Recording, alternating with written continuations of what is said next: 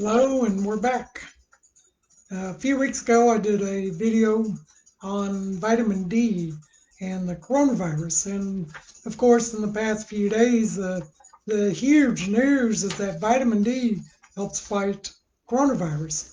Well, in my film about the vitamin D, I also talked about PABA, para-amino benzoic acid, and I need to follow up on PABA because while vitamin D is manufactured naturally in the body from direct exposure to sunlight, PABA helps your skin pigment and helps you absorb the vitamin D and all kinds of good things. Now, the vitamin D, of course, as we know, builds strong bones. It helps fight inflammation, helps build the immune system to fight coronavirus. It protects against cancer, counterintuitively to what the medical people say about sunlight. And not only that, but sunlight helps fight skin cancer. So follow me through on this. I'll wrap it up towards the end. Now, PABA, para-amino benzoic acid, PABA, is what your liver produces to pigment your skin to prevent sun damage and help prevent skin cancer. It helps your endocrine glands and it keeps your intestines tuned. You need to tune up for your intestines. Let's talk about PABA. It's an antioxidant that fights free radicals, and that's another way that it fights inflammation and cancer. Stimulates the growth of new blood cells. So if you're anemic, it's quite possible you have a PABA shortage also. It can prevent and even reverse the accumulation of abnormal fibrous growth in your body. It helps to get rid of that tissue. It helps prevent that tissue from forming. And it helps you indirectly fight the coronavirus by helping you metabolize and utilize your vitamin D through your sun exposure. Right? So PABA is a naturally occurring amino acid, but it's an essential amino acid. In other words, your liver doesn't produce it out of other amino acids. So you have to get it in your diet. And you're totally dependent on your diet to get sufficient amounts of PABA. Food sources of PABA are one of my semi-favorites, liver. Liver is full of para-amino benzoic acid. Brewer's yeast, some of you are going to love this, unfiltered beer. Kidneys, molasses, that's a really wonderful one. Good old blackstrap molasses full of minerals, full of para-amino benzoic acid. Mushrooms, yogurt, one of my favorites too, because I make my own yogurt from some raw milk and I scald it and I add my own yogurt starter from a Bulgarian source, and it's just awesome. And then whole unprocessed grains. So most people are PABA deficient. I'll say it again. Most people are PABA deficient because of their diets. We have our SAD diet, standard American diet, which will leave a lot of people deficient in PABA, and therefore they can't metabolize their sun. They get out in the sun and they're actually allergic to the sun. I've had people come to me in the clinic allergic to the sun. I just had somebody last week allergic to the sun. I get out in the sun and I break out. Well, start taking PABA. Sure enough, a week later, he's like, I went in the sun today and it felt nice and I didn't break out. So, are you allergic to the sun? Well, you got to have the sun to live and to survive.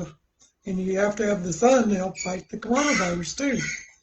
So, people are deficient because of that, the diet factors, and also because their livers are so burdened, so toxically overwhelmed with drugs, chemicals, sorry food, high fructose corn syrup, which even your liver can't metabolize that. And your liver gets congested and it says, well, I'm a little too busy to make PABA right now because we're trying to keep the body alive. We're trying to get rid of this high fructose corn syrup by stuffing it in fat cells getting it away from the organs as much as we can. So you want to take supplemental PABA, or you can. I'm intended to have one in my hand, and I forgot to bring it to the table with me here. But you take supplemental PABA, and this is what I did with my kids growing up. We never used toxic sunscreens because if you have sufficient amounts of PABA, you don't burn. Now, that's not saying you can't stand out in the sun for an hour and a half in the direct sun and not burn. I guess some people could. You still got to use your noggin. And I would give them supplemental PABA before maybe 2 or 3 weeks. I'd start it before it's summertime, before going to the beach, before we got out boating or whatever. And my kids never sunburn. Now, they would get pink or red perhaps the first time and being out in the sun a little too much, but by the next day it seemed like they just browned right out. And I take PABA, and I do not sunburn. And I have my grandkids on PABA, and they don't sunburn. So take it, get out in the sun at least 20 minutes a day is what I recommend. A full body sun to help bring your vitamin D levels up to where they should be. You can take supplemental during the winter time when there's not quite so much sun.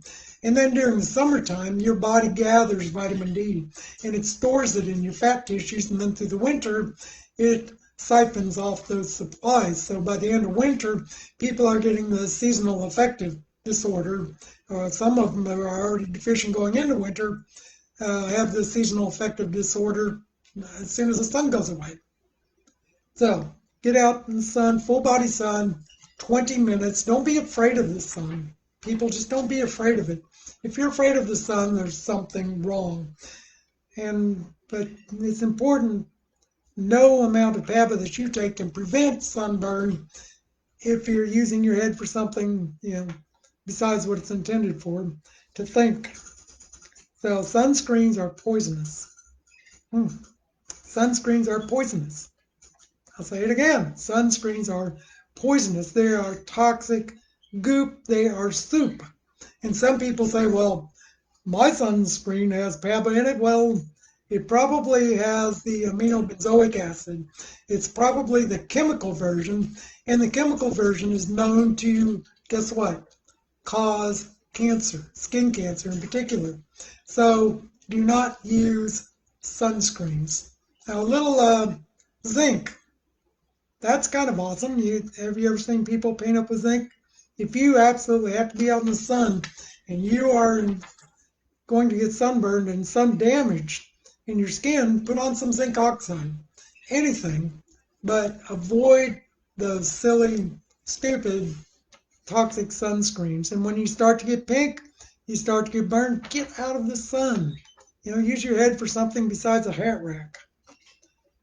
So it's a medical misnomer, I would say. It's kind of a misdirect that the medical system tells you, well, the sun causes skin cancer.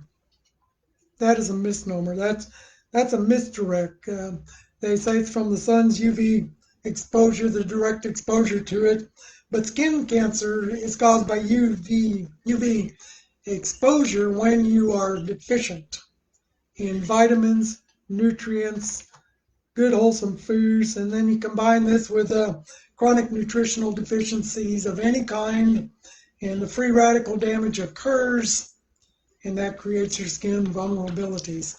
So PABA is not a coronavirus cure. Vitamin D is not a coronavirus cure.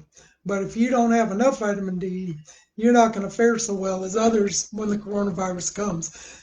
I consider, this is my world, I consider the coronavirus to be, it is a coronavirus, and that's like a cold.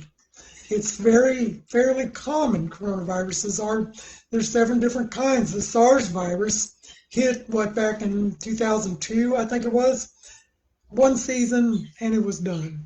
And I'm hoping that's what this COVID-19 is. But if you think about corona and coronavirus, this is just kind of a little mind trick I like to go with, is the sun has a corona and the virus has a corona. Well, the sun has a bigger corona. So we need healthy amounts of full body sun. All right, use discretion. Don't scare your neighbors. Don't go naked around little children. We built a little screen in our backyard to shield us from the neighbors, so we can go out there and as discretion with as much discretion as we desire and get our full body sun. All right, so God bless you guys, and we will see you next time.